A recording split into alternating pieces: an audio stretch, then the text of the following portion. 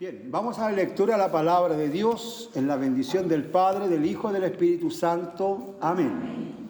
Dice la palabra de Dios: estoy maravillado de que tan pronto os hayáis alejado del que os llamó por la gracia de Cristo para seguir un evangelio diferente. No que haya otro, sino que hay algunos que os perturban y quieren pervertir el evangelio de Cristo. Mas si aún nosotros o un ángel del cielo os anunciare otro evangelio diferente del que os hemos anunciado, sea anatema. Como antes hemos dicho, también ahora lo repito: si alguno os predica diferente evangelio del que habéis recibido, sea anatema. Oremos un momento al Señor. Padre, vamos a tu presencia para poder entender, comprender su bendita palabra. Abre nuestros entendimientos y coloca la unción de tu Espíritu Santo en todos nosotros para aprender, para retener y para enseñar. Pedimos que usted bendiga nuestras vidas para poder hoy día aprender de su palabra. Lo pedimos en el nombre del Padre, del Hijo y del Espíritu Santo. Amén. Tome asiento, amado hermano. Aquí el apóstol Pablo está hablando a la iglesia, a las iglesias de Galacia, porque cuando hablamos de Gálatas no se refiere a una iglesia, eran varias iglesias que estaban en una región del Asia Menor, que hoy día sería Turquía. Ahí estaban estas iglesias a las cuales Pablo les está escribiendo. ¿Por qué le estaba escribiendo Pablo, hermano? Porque él les había predicado el evangelio de la gracia. Él les había enseñado el evangelio de la salvación por gracia, de la salvación sin obras. Porque la salvación que tenemos nosotros es una salvación que nos fue regalada. Porque dice la palabra de Dios que esto es un don de Dios, no por obra, para que nadie se gloríe. Entonces la salvación que usted tiene, que ha recibido de parte del Señor cuando usted aceptó a Jesús como su Señor y Salvador, en ese momento Dios le regaló a usted la salvación. La salvación es un don es regalo. Entonces la salvación la hemos recibido por gracia. Yo no hice nada, yo no puedo hacer nada para ganarme la salvación. Porque todo esfuerzo humano que yo haga sería inútil, innecesario y sería muy poco lo que yo pudiese hacer para poder ganarme la salvación. Entonces no hay en mí capacidad y no hay mérito para que yo pueda conseguir que Dios me regale la salvación. Por eso es que Dios actúa con nosotros en misericordia. Es decir, nos regaló la salvación a pesar de que somos pecadores. Eso es misericordia. Si Dios actuara en justicia con nosotros, estaríamos todos muertos. Porque la paga del pecado es la muerte. Pero como el Señor es tan bueno con nosotros, nos regaló la salvación por misericordia. No la merecíamos, pero igual Dios la dio. ¿Por qué la dio? Porque usted creyó en Jesús. Usted creyó en Jesús como el Señor y el Salvador de su vida. Usted creyó en Jesús como que Él es el Hijo de Dios. Usted creyó en Jesús en que es Dios hecho hombre. Y que usted creyó en Jesús porque Él fue a la cruz y en la cruz dio su vida por usted y por mí. Y la sangre que Él derramó en la cruz simbólicamente a usted lo bañó y lo limpió. Y ahora porque usted cree en Dios o porque usted cree en Jesús, Dios lo mira a usted como un hombre y una mujer perdonada. Dios lo mira a usted como un hombre y una mujer santa. Porque el mérito de Cristo se aplicó a su vida. Eso es la salvación. Hermanos, y la salvación es un regalo. Es un regalo. Entonces, por eso es que nosotros deberíamos llegar a la iglesia a brindarle nuestra adoración, nuestra alabanza, porque nos ha regalado la salvación. Entonces, ¿Qué sucedía aquí en Gálatas, amados? En las iglesias de Gálatas habían llegado lo que en varias partes de las cartas de Pablo lo llama los judaizantes. Los judaizantes eran cristianos judíos. Y estos cristianos judíos tenían la creencia de que para ser salvo no bastaba solamente con aceptar a Jesús, sino que además tenían que observar la ley. Es decir, ellos decían, cualquier gentil que quiere ser cristiano, aparte de aceptar a Cristo, tiene que circuncidarse y observar la ley de Moisés. Y el evangelio que Pablo predicó es un evangelio sin obra, porque si yo me circuncido es una obra. Si yo hago algo, si yo observo un rito, si yo observo una ceremonia, observo un día, eso sería mérito, eso sería obra. Entonces la salvación no es por obra. Entonces eso era lo que estaba sucediendo en Gálatas. Y por eso es tan enfático, amado hermano. Pablo dice, estoy maravillado, o sea, estaba asombrado. Estoy maravillado que tan pronto os hayáis alejado del que os llamó por la gracia de Cristo para seguir un evangelio diferente. Porque era el evangelio que yo estaba recibiendo, no era el evangelio que Pablo les había predicado, sino que era un evangelio mezclado, gracia más obra. Entonces por eso Pablo dice, estoy maravillado, pero si yo le enseñé el evangelio por la pura gracia, ¿por qué están haciendo ustedes cosas para ganar la salvación? Es como decir, oye, ¿qué les pasó si yo les expliqué esto y por qué hacen lo contrario? Esa era la situación. Entonces aquí Pablo, no que haya otro evangelio, sino que hay algunos que os perturban y quieren pervertir el evangelio de Cristo. Pervertir quiere decir que le agreguen cosas para ganar la salvación, como por ejemplo las obras. Los católicos, por ejemplo, dicen que la salvación se gana por los méritos de Cristo más obras. También los testigos de Jehová. Hay que hacer obras, dicen ellos, para ganarse la salvación. Pero la Biblia nos habla de un evangelio que se gana por aceptar a Jesús. Solamente por aceptar a Jesús. Nada más. Todo lo que usted hace después, a usted va a decir entonces, bueno, ya tengo la salvación, me quedo en la casa, veo la teleserie, me acuesto temprano, ¿para qué ir a la iglesia? No. Si yo he aceptado a Cristo como mi Señor y mi Salvador, yo voy a demostrar que yo acepté a Cristo como Señor y Salvador, y lo voy a demostrar a través de las obras que haga. No hago obra para salvarme, hago obra porque soy salvo. Hago obra porque he cambiado, soy una persona distinta, diferente. Si antes era bueno para el garabato, ahora ya no soy bueno para el garabato. Si antes era bueno para pelambrear por ahí, ahora no me meto en la vida de nadie. Amén. Ayúdenos al Señor. Si antes me gustaba ir de vacaciones solo, sin mi esposo, darme la vida libre una semana para disfrutar de la vida, ahora no lo voy a hacer. Tengo un esposo o esposa. Dios nos ayude. Cambiamos la forma, el estilo de vida, lo hemos cambiado porque tenemos a Cristo en nuestros corazones. Amén. Entonces, yo vengo a la iglesia no para ser salvo, vengo a la iglesia porque soy salvo. Y vengo a agradar y a bendecir y a alabar al Dios que me dio la salvación. Para eso vengo a la iglesia. Ahora, si usted vino a la iglesia para ser salvo, déjeme decirle que ese no es el evangelio que sale en la Biblia. Entonces, eso es lo que estaba pasando acá. Y dice Pablo, más si aún nosotros o un ángel del cielo os anunciaré otro evangelio diferente del que os hemos anunciado, sea anatema, sea maldito. Anatema es maldito.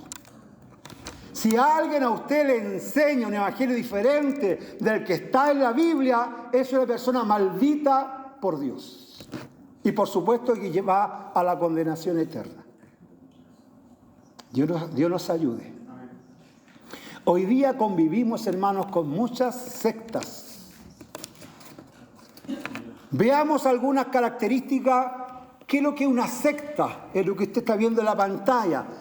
Es una perversión, una deformación del cristianismo. Deformación, perversión del cristianismo, de la creencia en Cristo. Como tal, rechaza las enseñanzas de la iglesia cristiana que han sostenido a través de la historia. Llevamos más de 2000 años de historia de la iglesia. La iglesia ya tiene fija, ya tiene clara cuáles son las doctrinas. Pero de repente aparecen innovadores, aparecen de repente pseudos, mesías, profetas, enseñando una nueva verdad. Los apóstoles modernos también enseñan una nueva verdad. Entonces, por regla general, las sectas falsas aceptan algunas enseñanzas bíblicas, pero rechazan otras y añaden nuevas doctrinas, predicando un evangelio torcido o torciendo la verdad para su propia perdición. Entonces, una doctrina falsa, una secta falsa, es una deformación del evangelio. Es una deformidad del evangelio. Es agregarle o quitarle al evangelio y de esa forma lo dejamos deforme. No lo dejamos como se nos enseñó. Estas sectas falsas se componen de personas que siguen ciegamente a un innovador de doctrina. El líder de la secta controla casi todos los pormenores de la vida de sus seguidores. Ejemplo, Jim Jones, que llevó a la muerte a más de 800 personas en Guyana, años atrás. Era una secta, y este hombre hizo que se suicidaran estas 800 personas con la creencia de que iba a venir el fin del mundo y que ellos tenían que suicidarse para ir al encuentro con Jesús. Todavía no llega Jesús y murieron esas personas en vano. ¿Por qué? Porque siguieron ciegamente a un innovador de doctrina. Amado hermano, amada hermana, usted tiene que ser capaz de analizar la predicación de los que nos paramos acá. Usted no puede creer a ciegas. Usted tiene que analizar la predicación, analizar lo que se le está enseñando para ver si es verdad, si no es verdad, si es de Dios o no es de Dios. Por eso hay que estudiar. Porque cuando no estudiamos, cometemos errores. Yo cometí muchos errores antes de ir a aprender más de la palabra. Muchos errores. De repente cuento algunos de esos errores. Hoy día no lo voy a hacer, voy a dejar ahí con la duda. Entonces, estas personas tienen, según ellos, una relación especial con Dios, que es pecado no permitirles que dicten su teología o conducta de la secta. Es decir, estos hombres que están al frente de la secta quieren que usted le obedezca ciegamente. Y no podemos nosotros obedecer ciegamente. El apóstol Pablo dice que los hermanos de Berea eran más nobles. ¿Por qué Pablo decía que los hermanos de Berea eran más nobles? Porque los hermanos de Berea, todo lo que Pablo le predicaba, ellos fueron a la Escritura y verificaron que lo que Pablo decía estaba en la Escritura. Entonces, eso es lo que usted tiene que hacer. No me crea, amado hermano, mía, no me crea. Vaya a la Escritura y vea si lo que yo estoy diciendo es verdad o no es verdad. Amén. Amén. Gloria a Dios, gloria a Dios. son fundadas las sectas por hombres que proclaman una nueva verdad. Por ejemplo, José Smith, el fundador de los mormones, aseguró que Dios le había revelado que durante 18 siglos el cristianismo había quedado en apostasía y que por la nueva revelación dada a él se podía restaurar la iglesia. Mire qué extraordinario. José Smith. La iglesia ya existía 18 siglos, esto en el año 1700, 1800. Ya habían pasado 18 siglos y José Smith recibió una revelación, según él, de que las iglesias todas estaban mal y que lo que él iba a enseñar era lo correcto. O sea que la iglesia estuvo mal 18 siglos. Eso es lo que hacen los hombres que dirigen sectas falsas. Sun Myung Moon afirmaba que Cristo no cumplió plenamente su misión y ahora es el momento de completar su obra y que Él era el indicado para completar la obra de Cristo. Estaba diciendo, Cristo no hizo bien las cosas, Cristo no hizo todo el trabajo, hay que seguir haciéndolo.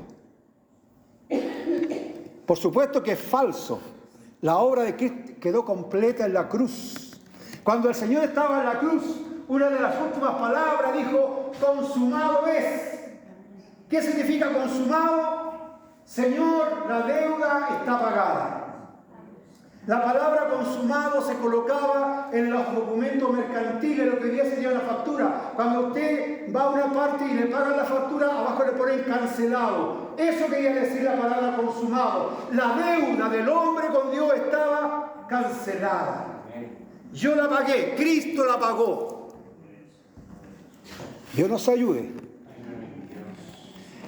Estos falsos profetas, falsos apóstoles, ponen énfasis en algunas doctrinas y pasan por alto otras.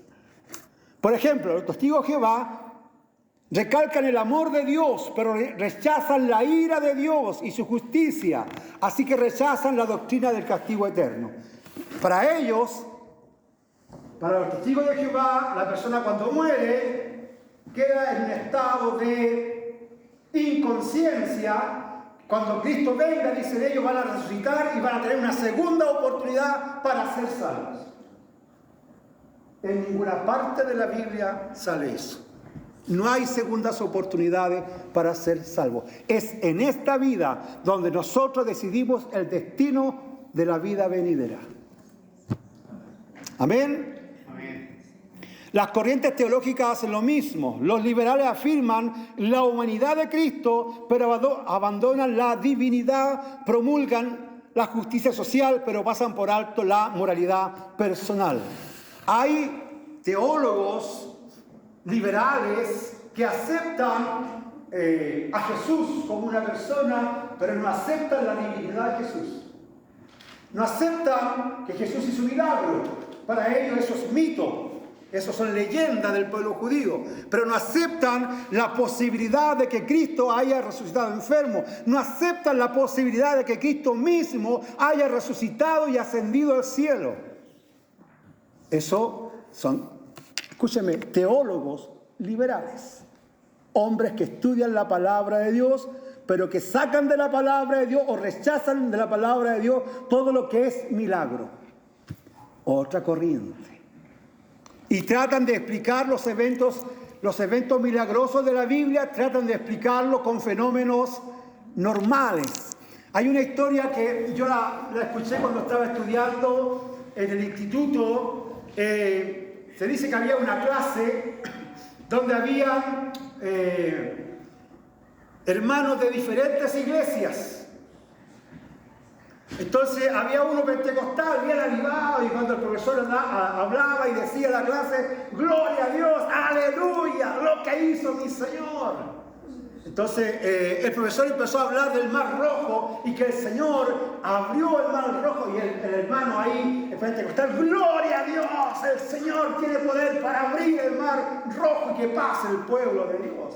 Entonces al lado había un hermano racionalista de estos liberales. Y decía, no, hermano, lo que pasó ahí, hermano, es que el mar se bajó a tal nivel que el agua les llegó hasta las rodillas a las personas y pudieron pasar caminando por el mar. Y el pentecostal, ¡gloria a Dios! ¡Gloria a Dios! ¿Cómo un ejército entero se ahogó en tan poca agua? Porque la Biblia dice que todo el ejército de Faraón se ahogó.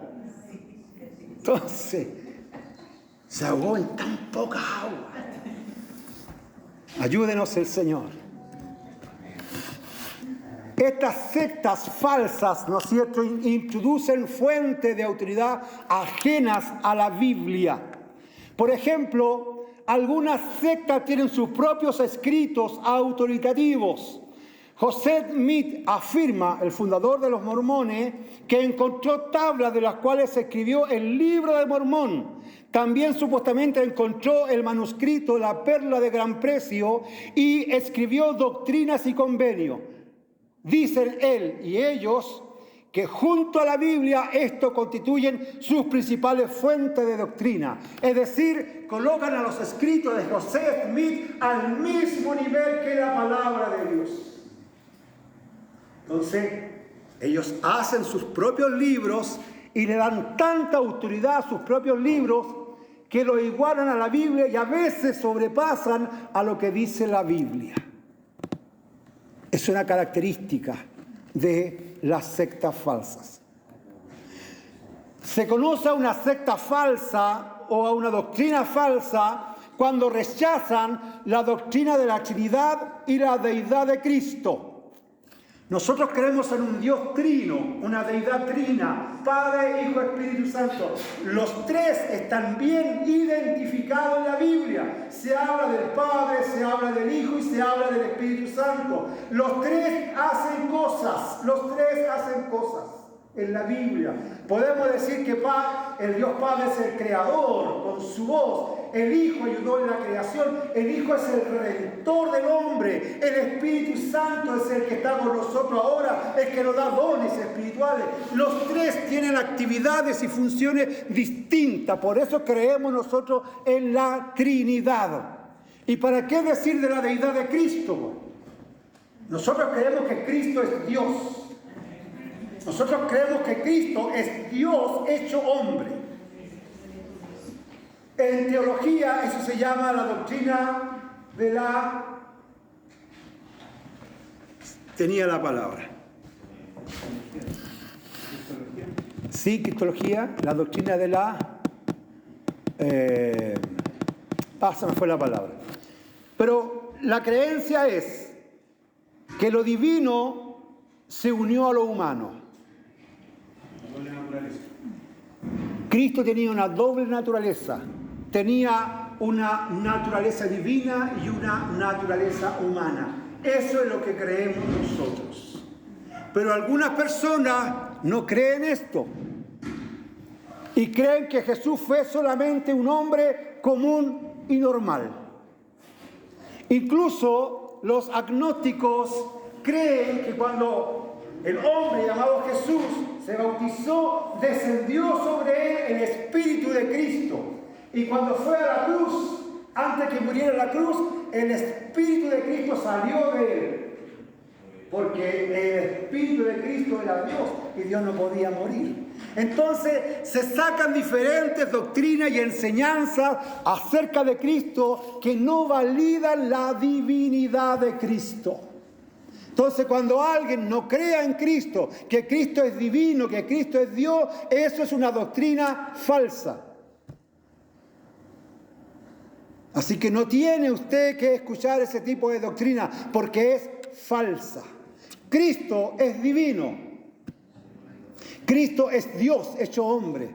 Por eso es que el sacrificio de Cristo, como dice el libro de Hebreo, hizo un solo sacrificio y bastó para perdonar los pecados de toda la humanidad. Porque era Dios hecho hombre.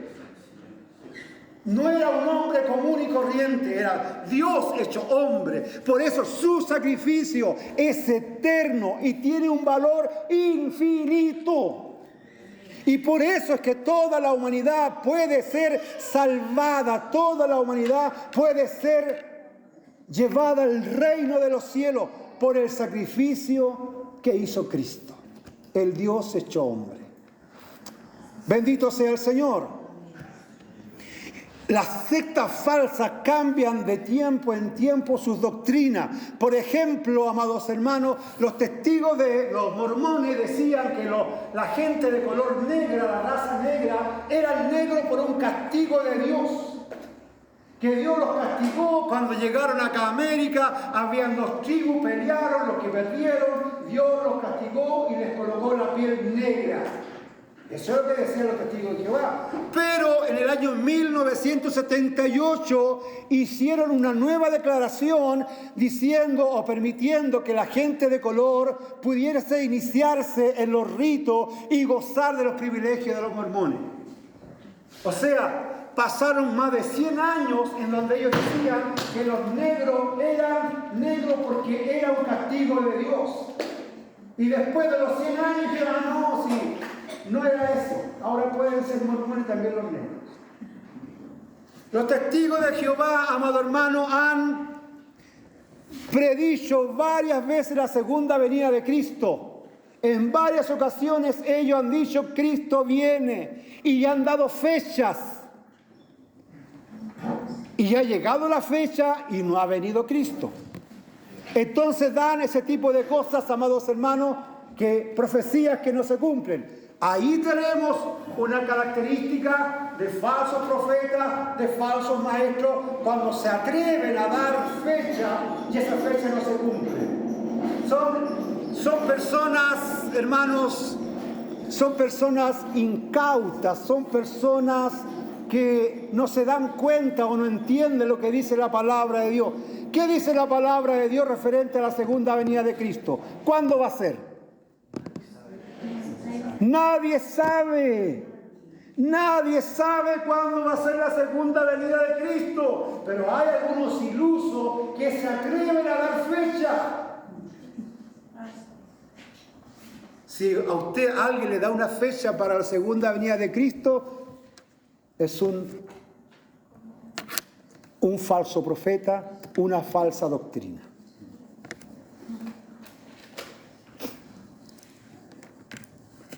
Algunas sectas emplean el engaño en sus actividades para hacer prosélito, para ganar adeptos.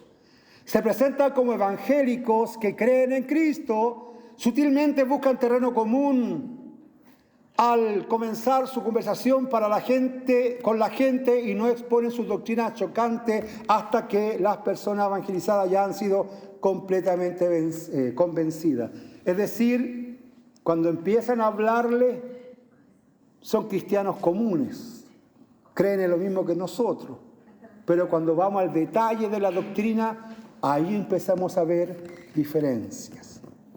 Entonces, por ejemplo, los mormones creen en los matrimonios eternos. Hacen ceremonia en donde los matrimonios se pueden casar por la eternidad. Ellos dicen en una de sus creencias de que cada matrimonio eterno se va a ir a un planeta y van a poblar ese planeta con sus hijos. Doctrina como esas, hermano. Entonces, podemos decir, hermanos, que todas las religiones tienen algo bueno, pero hay que analizar las doctrinas que tienen para saber si es bueno o si es no bueno. Los rasgos psicológicos, falta poquito para terminar, los que ya están lateados, falta poquito para terminar. La infraestructura de las sectas se caracterizan por la mente cerrada. Los adeptos aceptan la doctrina de la organización sin analizarla ni cuestionarla, no obstante cuán irracionables son. Aquí yo acabo de decirle que no me tiene que creer todo, que tiene que analizar lo que yo estoy predicando. Pero ellos dicen, no, usted me tiene que creer a mí y no tiene que dudar de lo que yo le digo.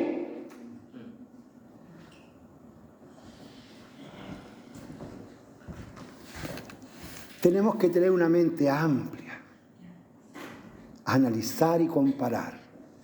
Ver si lo que estamos predicando aquí nosotros se ajusta a la Biblia o no se ajusta a lo que dice la palabra de Dios. Paulatinamente se efectúa una forma de lavado de cerebro en que las ideas van siendo grabadas en la mente. ¿Se acuerdan tiempo atrás esta secta que mató a una guaguita? ¿Se acuerdan? ¿Cómo se llamaba la secta de Antares de la Luz? Y eran gente de dinero. Los que estaban, o la mayoría era gente de dinero, los que estaban siguiendo a ese hombre, al Antares de la Luz. E hicieron un sacrificio humano y quemaron un bebé recién nacido, parecido a lo que pasaba en la Biblia con el dios Moloch. El dios Moloch era un dios cananeo que era una estatua grande y tenía una guata grande así, y esa guata era un horno. Y la forma de adorar a ese dios era echar dentro del horno a los niños recién nacidos. Entonces, imagínense la atrocidad y la maldad. Y gente, hermano, con educación, siguiendo a un hombre con ideas nuevas. ¿En qué terminó Antares de la Luz? ¿Qué hizo? Se suicidó. Eso al menos es lo que dicen. ¿Qué más en la parte psicológica? Intolerancia hacia otros sistemas religiosos. O sea, solamente ellos tienen la verdad. El resto de las iglesias son falsas iglesias. Eso es lo que le dice una secta. Eso es lo que le dice un falso profeta. No, yo tengo la verdad. Yo les predico la verdadera palabra de Dios. Eso le dicen. Venga a mi iglesia porque aquí sí que está Dios. Siendo que Dios está en todas partes. Entonces, son lo que le dicen, intolerantes con otras religiones. Casi todas las sectas proclaman que su fe particular es el único camino al cielo, las otras son falsas. Por lo general, el fundador afirma haber tenido una revelación sobrenatural y esta se ubica por encima de lo que dice la Biblia. O sea, lo que recibe este profeta, este maestro, tiene más poder que la Biblia. Y los adeptos tienen gran fe en sus enseñanzas. Puesto que este líder, falso profeta, falso maestro, es un mensajero de Dios, tiene autoridad absoluta sobre la vida de las personas. Yo me acuerdo antes, hermanos, bueno, un poco por la ignorancia, antes se le pedía permiso, no hay ningún pastor acá, ¿no es cierto? Antes se le pedía permiso a los pastores para casarse. Si el pastor decía sí, se casaba. Si decía no, no se casaba. Ayúdenos el Señor. Entonces,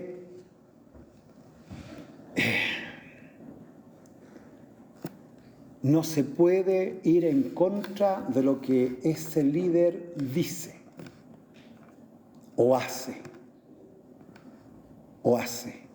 Todo lo que el líder hace para la secta está bien. No importa que tenga 10 o 20 mujeres. Pero está bien. Es el ungido, es el líder, es el profeta. Tiene ciertas ventajas o regalías por sobre el resto. Es lo que dicen estas sectas. Es lo que dicen estas personas. Y esta actitud atrae a muchas personas, a mucha gente que tienen dudas y se sienten inseguras. Y esta es otra cosa, amado hermano, que sucede. A veces nuestros propios hijos no encuentran respuestas a sus dudas en nosotros ni en la iglesia donde vamos. Entonces son presa fácil para que ellos vayan a buscar respuestas a otros lados. Los testigos de Jehová le tienen respuesta a todo. A todo, hermano. ¿Qué hacen los testigos de Jehová cuando se reúnen? ¿Qué es lo que hacen? ¿Saben ustedes? Estudian. cada vez que se reúnen en la iglesia, estudian. Ayúdenos en eso. Entonces, cuando nuestros jóvenes no encuentran la respuesta adecuada en nosotros, lo más probable es que sean seducidos por otras iglesias o sectas falsas que sí le dan una respuesta. Por eso es que es tan importante que usted lea la Biblia siempre. Siempre. Todos los días lea la Biblia. Si tiene dudas, hermanos, en esta iglesia usted tiene la bendición de que hay muchos hermanos que han estudiado la palabra de Dios. Si tiene duda, pregunte. Hay un dicho mundano, no sé si me van a apedrear con lo que voy a decir. No hay preguntas tontas. ¿Qué es lo que hay? Él lo dijo. Tontos que no preguntan. No lo dije yo, menos mal. Hermano, sea preguntón. Pregunte. Todo lo que no sepa, pregúntelo, hermano. Para que no tenga que usted no darle una respuesta satisfactoria a sus hijos o a sus nietos. Ayúdenos el Señor. Y estas sectas, y con eso termino, sienten antagonismo hacia los evangélicos y también hacia los sacerdotes católicos. Dios nos ayude. Si alguno os predicara otro evangelio diferente del que os hemos anunciado, el tal sea anatema, maldito. El evangelio que usted ha recibido, lo recibió porque usted creyó en Jesús. La salvación de la que usted goza hoy día, usted la tiene porque creyó en Jesús. La salvación es un regalo de Dios para nosotros. No se consigue por lo que yo hago. Yo no me voy a hacer más salvo porque traje 30 sopaipillas. O porque traje un queque para vender. ¡Oh! Traje un queque, me gané la entrada al reino de los cielos. No, usted lo hizo porque ama a Dios. Lo hizo porque está agradecido de Dios. Lo hizo porque quiere agradar a Dios. Y como usted es un hijo de Dios, está mostrando con su obra que usted es un hijo de Dios. Las obras son porque usted es ya un hijo de Dios. Es la demostración de que usted es un hijo de Dios. Las obras no son para salvarnos. Las hacemos porque somos salvos. Amén. Colóquese de pie, vamos a orar al Señor.